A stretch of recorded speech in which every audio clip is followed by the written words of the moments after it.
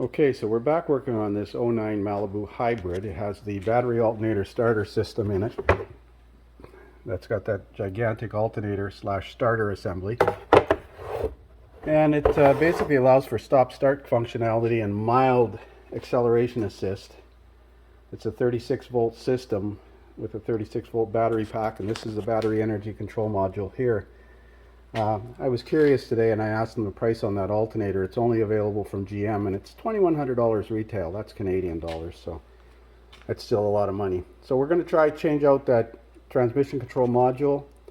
I've got a previously enjoyed one. We're going to plug it in and see what the voltage reads on the scan tool. So I checked with the local GM dealer today, and according to the VIN number, that is the service number that's supposed to be in this car, 24252114. This is what's in there, but that number doesn't appear on here at all. Here it says service number is this one, but that doesn't compute according to GM. And that's not a number either according to GM. Now I went to the local recycling yard and they have lots of them in stock. According to this service number, there's a whole bunch of them that will cross over. So I've got one here according to this. It's off of '07 DTS with a 4.6 liter, and that's the service number 24230461, and this one's 24251062. Regardless, we're going to plug it in, and we're not going to try programming it until we look at the system voltage and see what the voltage reads. I'm not even sure if this is the right controller, although if it came from a recycling yard, normally they write all over it like this one. So we'll give it a try. So we're just going to go into the vehicle's transmission control module and look at data. As I said, I haven't programmed this TCU yet. Got 110,000 kilometers on it. Transmission computer, data display, trans data 1.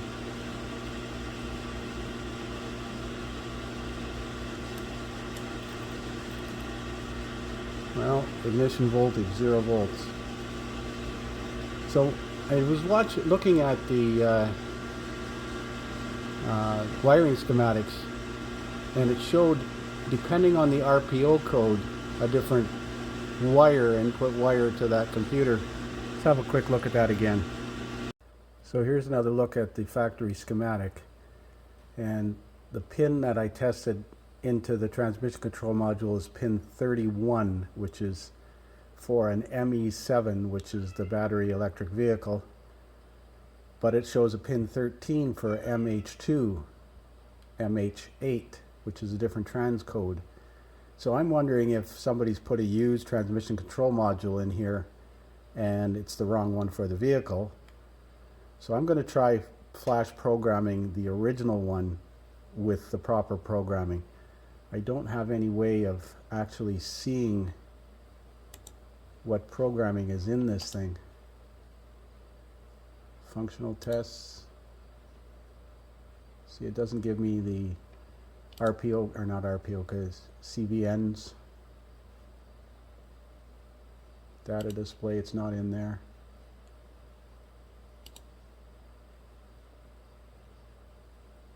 Yeah, see, that doesn't give me any RPO codes, or not RPO codes, but calibration information. So we're going to connect the another laptop to this thing and try and flash program the TCU. So the salvage yard actually gave me two different computers. So here is the second one I plugged in, and you can see ignition 1 voltage at 11.7. I'm going to graph that while I move the connector in case it's a problem with the wiring going into that connector.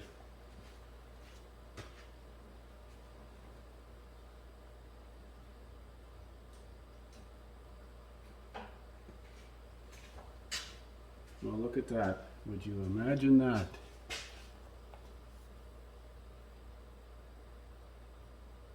And I load tested that wire. So I wonder if I checked the pin grip on that pin. But you can see that it dropped out. I'm going to go back there and move the wire again.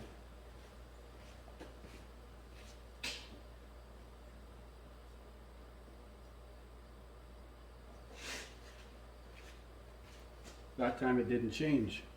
I'm going to try that with the original computer again. So the ground is pin 49 right here, and that's got a good grip in that terminal. Now I'm using a back probing pin, and I tested it in one of these pins here, and it's got a fairly good grip. But 1, 2, 3, 4, 5, 6, and it's 1, 2, 3, 4, 5, 6, the 7th pin in. So the 6th pin has a good grip, but the 7th pin has no grip whatsoever, and that's pin 31. If I could turn this connector upside down, it's spread apart. So somebody jammed something in there, and I thought I tested that yesterday or the day before. This one's got good grip. You can see the connector lifts the connector up, but this one here, which is pin 31, has no grip whatsoever. So we're going to depin that if we can and try and reshape that terminal, unless I can get in there with a needle. I'm going to try and see if I can get in there with a needle. So I managed to retweak that pin with a needle, and I put the original TCU back in, and we got a 11.7 volts key on, engine off. 11.6, 11.7. I'm going to wiggle the wires now.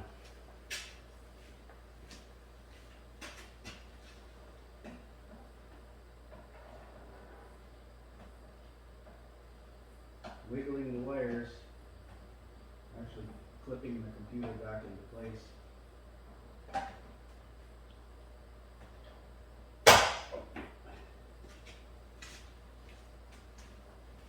So it stayed. So let's clear the code out of it now. This is with the original computer back in it.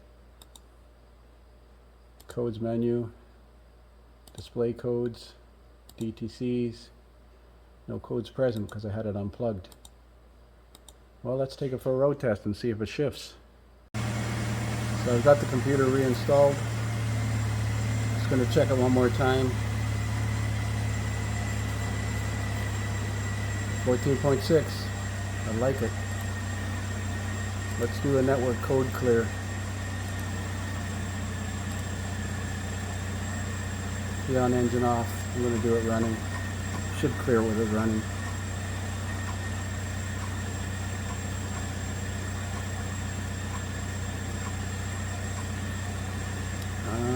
Cleared. Let's read. Let's do a post scan again.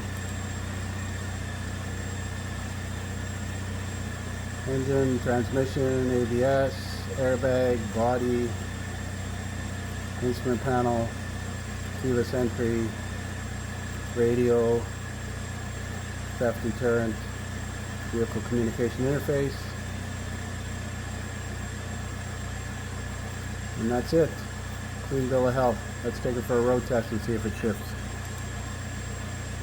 Let's look at some transmission data while we do that.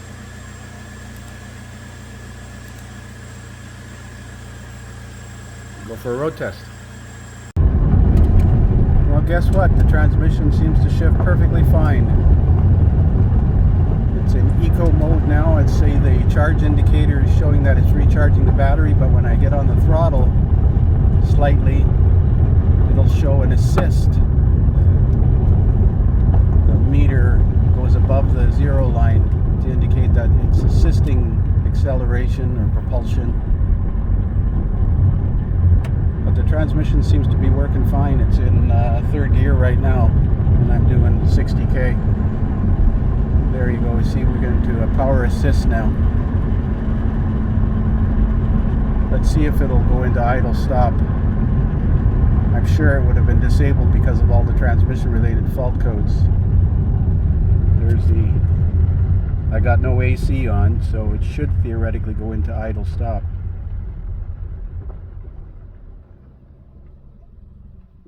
There it goes.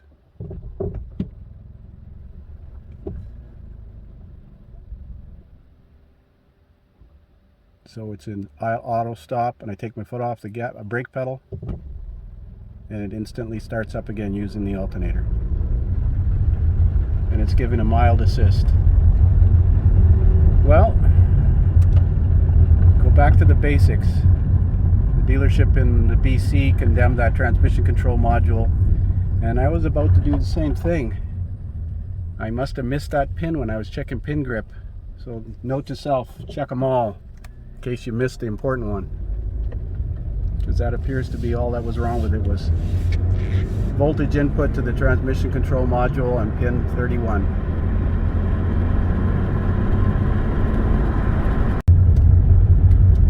So I noticed on deceleration it goes into a heavy charge mode. I guess it's recovering energy on decel, especially from a highway speed. I just came off the highway and I was decelerating, and the charge indicator was right down to the bottom. So that must provide some regenerative braking capabilities, somehow converting kinetic energy back into electricity to charge a 36-volt battery pack in the back. So on decel, there you go, see, it's going into charge mode. And then on Excel, it gives you some mild assist as well. Be interesting to see what kind of fuel economy this car actually gets.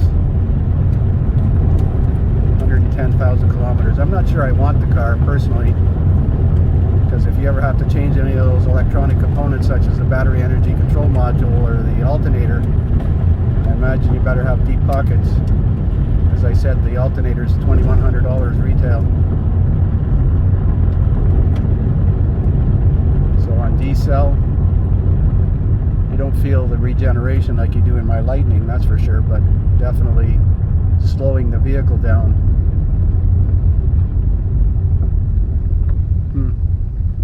Let's see if that stop feature will work again.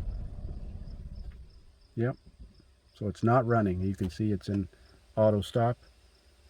And if I take my foot off the brake, it instantly starts using the alternator, not the starter. How cool is that? So I noticed if you have the AC on, it will not go into auto stop mode. As you can see, it's still running. I'm going to turn the AC switch off. Oh, I put it in auto. There.